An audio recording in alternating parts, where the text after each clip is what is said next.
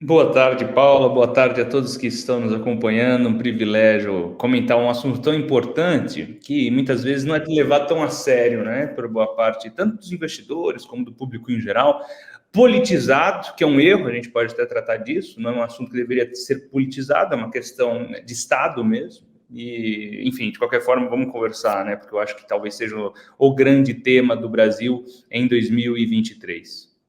Perfeito, demorou bastante, né? A gente vem acompanhando aí alguns meses, a gente sabe que é bem complicado, e na verdade a reforma tributária já é discutida há mais de 30 anos. Então, como você bem falou, é super importante, é uma questão de Estado, como você falou, e super importante, né? Às vezes muito complicado para o investidor, para a pessoa. Então, você está aqui para trazer aqui os principais pontos e que já queria começar aqui o nosso papo perguntando sobre a importância dessa aprovação da reforma tributária. O que você pode falar para a gente de mais importante, o que pode trazer de benefícios aí para a nossa economia?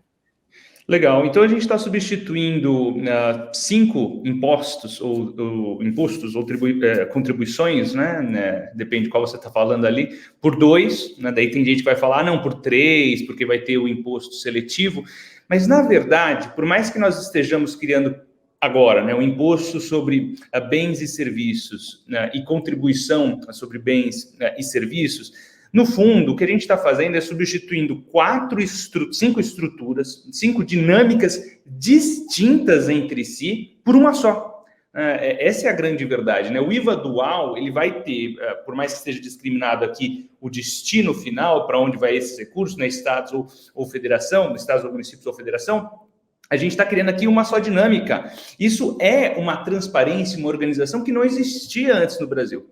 E daí, para quem quer politizar esse assunto, né, eu devo lembrar que esta proposta que aqui está sendo aprovada e deve ser promulgada na quarta-feira, ela foi gestada durante o governo Michel Temer, foi apresentada durante o governo Bolsonaro e foi votada só agora durante o governo Lula.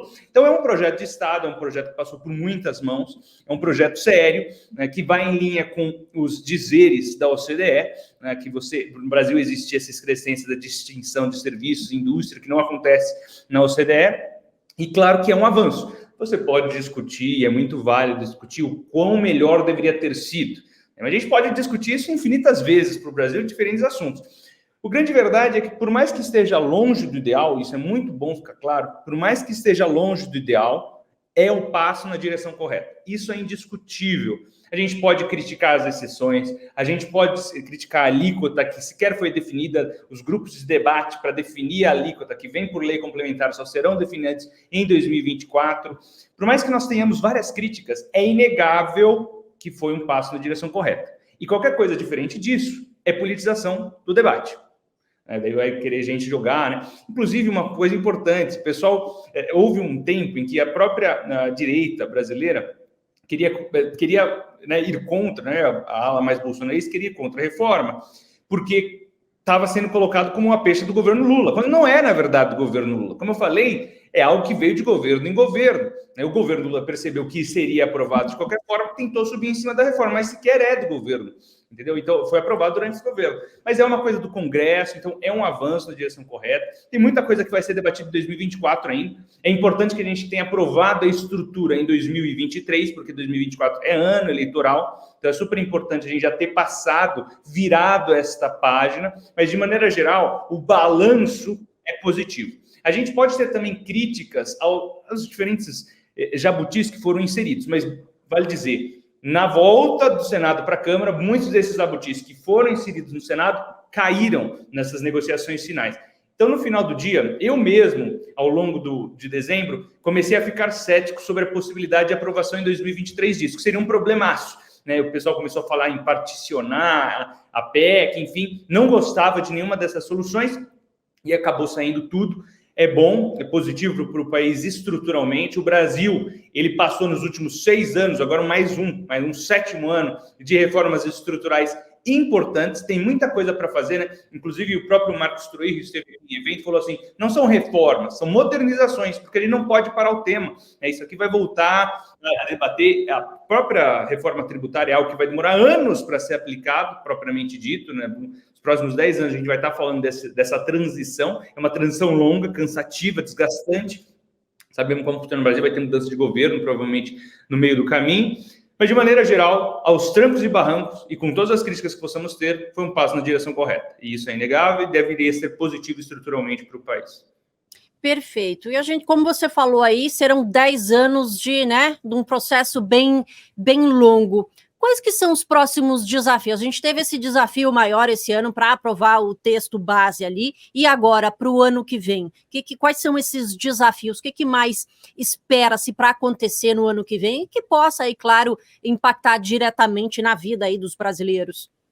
Em relação à proposta da reforma tributária em si, os grupos de trabalho que debaterão as alíquotas e eventuais excepcionalidades serão cruciais para a gente entender os impactos materiais da reforma ao longo da sua transição e quando ela for de fato estabelecida. Porque tem uma transição efetiva e depois tem uma transição secundária que vai demorar muito tempo mesmo, para os estados e municípios para incorporarem tudo. Mas essa principal vai até o início da década de 2030. Isso posto, esses grupos de trabalho vão definir a trajetória dessa transição, que daí sim pode impactar a empresa. Então, assim, em termos de impacto efetivo, a gente sabe como vai ser a estrutura, mas a gente não sabe a alíquota, etc. Outra coisa importante, a alíquota alta do Brasil, isso é verdade. Mas, na verdade, a gente já tem isso. A gente só está dando transparência para a alíquota de fato. Mostra um pouquinho também, puxa a necessidade de outra reforma importante, uma modernização que a gente tem que fazer, que é administrativa, para diminuir esses custos dos estados, de modo que essa alíquota possa cair estruturalmente no tempo. Então, assim, são várias discussões que vão ser inseridas em 2024 relacionadas com a reforma tributária e que, de fato, farão preço em ativos financeiros. Ainda em 2023, tem uma agenda importante a ser tratada nessa semana, antes do recesso legislativo, que envolve LDO, Lei de Diretrizes Orçamentárias, que envolve a própria agenda de arrecadação do governo, com subvenções e apostas esportivas. Então, tem alguns temas relevantes do governo para arrecadação, para a gente tentar minimizar esse déficit vis-à-vis o que foi prometido pelo arcabouço nos próximos dias. Então, assim, 2023 ainda não é um ano que está acontecendo, A gente vai ter semanas mais mornas depois da semana do Natal, então aquele miolinho ali, de final de ano, realmente vai ser morno mesmo, mas agora a gente tem uma semana importante ainda para nós. Vai ter a ata do BC na terça-feira, tem todos esses dados que eu citei anteriormente, então ainda o ano não acabou. Ainda tem coisa para ser discutida. E 2024 será ano de desafio, vai ter eleição no Brasil, lá fora tem eleição lá fora, aqui vai ter debate de reforma tributária, sem falar que a gente vai ter outros temas envolvendo gastos e arrecadação. Então, assim, 2024 também promete. Mas eu imagino que 2023 tenha sido um ano importante porque a gente mostrou que, mesmo com mostra que o Brasil avançou.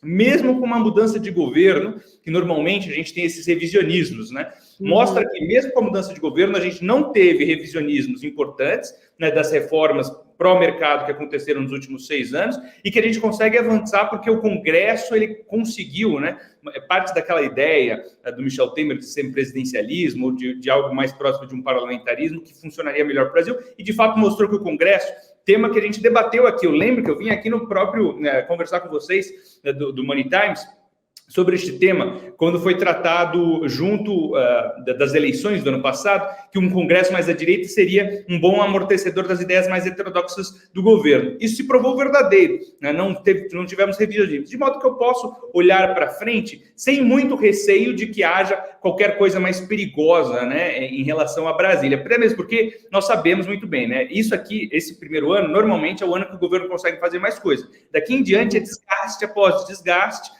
sem muito espaço para mudanças estruturais. Então, o grosso que o governo podia atuar já foi feito. E foi feito com a reforma tributária, gastou cartucho com uma coisa que nem era gestada no governo aqui, foi gestada no governo Michel Temer, apresentada no governo Bolsonaro, então acabou se saindo melhor do que o esperado, eu diria, porque o mercado estava com uma expectativa muito baixa em relação a esse governo, e como ele foi médio, medíocre no sentido de médio, a gente pode olhar e falar assim, de fato o mercado estava com uma expectativa muito baixa, e por isso que a gente está colhendo frutos em relação a ativos de risco, E a gente deve continuar colhendo esses frutos com essa aprovação. A gente, teve aí bons momentos aqui nesse final de ano. Essa aprovação ainda traz um otimismo maior para a gente terminar 2023?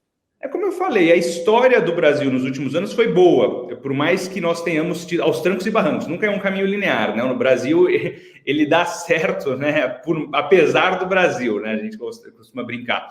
Mas qual é o grande ponto aqui? Foi mais um ano de reforma estrutural. Teve o arcabouço, com todas as críticas, teve a reforma, com todas as críticas, e a gente avança no final do dia.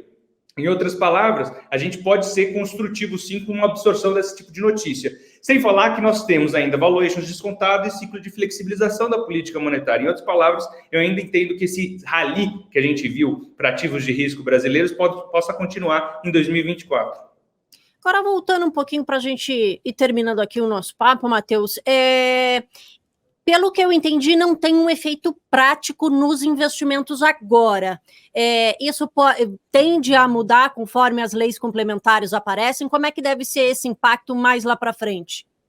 Definitivamente. Como eu tinha comentado anteriormente, o que vai ser de vírgula ou de materialização, que a gente vai ter de número, vai ser debatido só em 2024, com os grupos de trabalho das leis complementares. Então, de impacto só virá mesmo depois, né? A gente agora tem pouco número, de fato, para trabalhar. Tem uma nova dinâmica que a gente pode aqui brincar com alguns números, mas os números em si só virão depois.